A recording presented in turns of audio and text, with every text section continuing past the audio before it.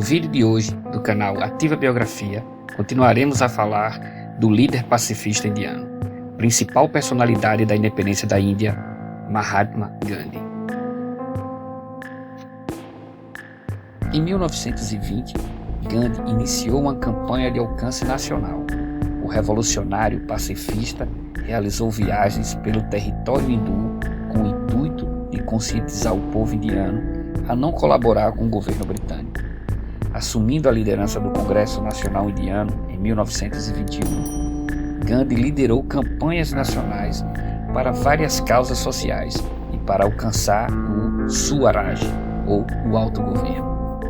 Gandhi pedia que as pessoas não pagassem impostos, não comprassem bebidas alcoólicas e fizessem suas próprias roupas. Por fim, em 1928, a campanha contra o aumento de impostos cresceu, o que levou os indianos a se recusarem a pagar os mesmos. A repressão do governo britânico sobre os manifestantes foi violenta, com execuções e prisões. Contudo, os indianos não responderam de forma agressiva. Assim, os britânicos foram obrigados a anular os aumentos, libertarem os prisioneiros e restabelecer as terras e propriedades confiscadas. Tudo isso mediante ao retorno dos pagamentos de impostos por parte dos indianos.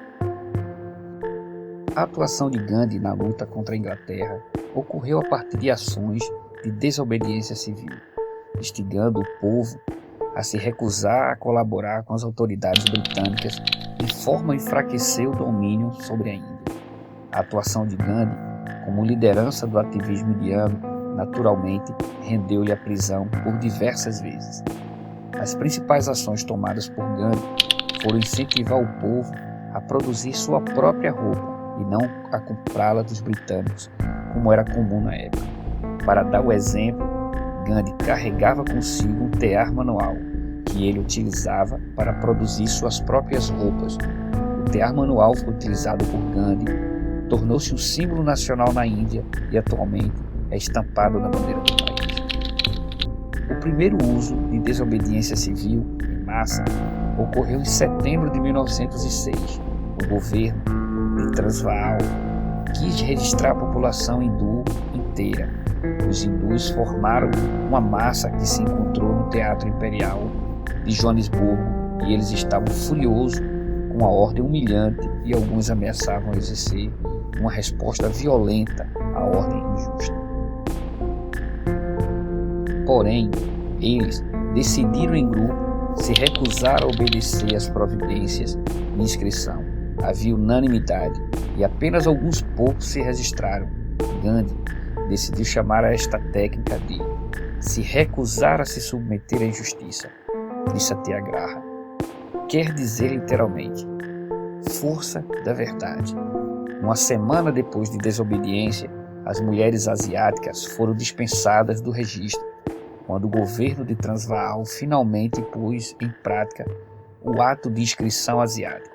Em 1907, Gandhi e vários outros hindus foram presos.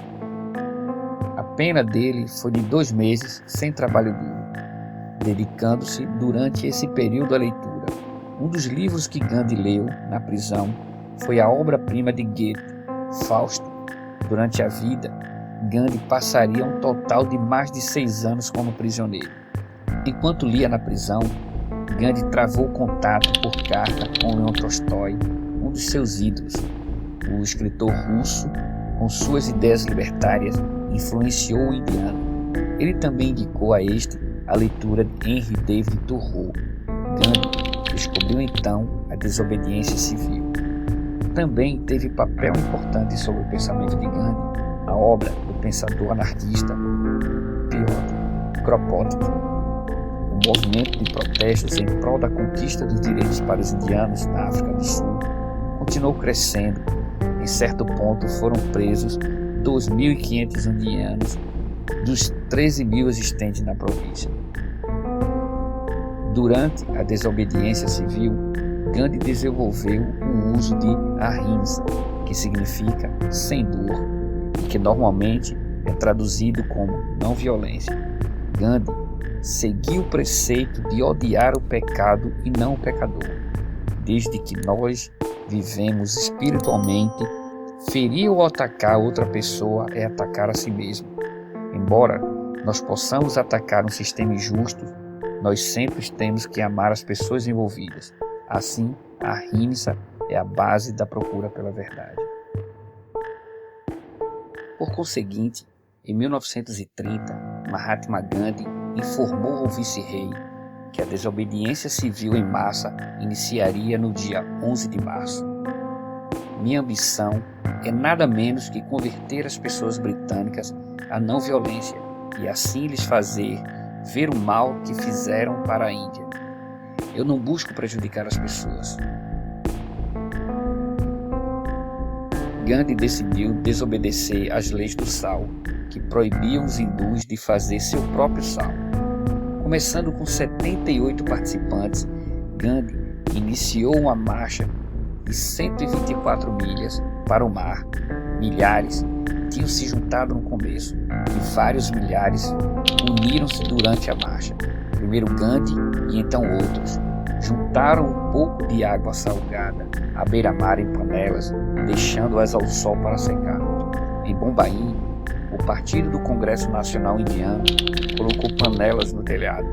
60 mil pessoas juntaram-se ao movimento e foram presas centenas delas. Em Karachi, onde 50 mil assistiram ao sal sendo feito, a multidão era tão espessa que impedia a polícia de efetuar alguma apreensão.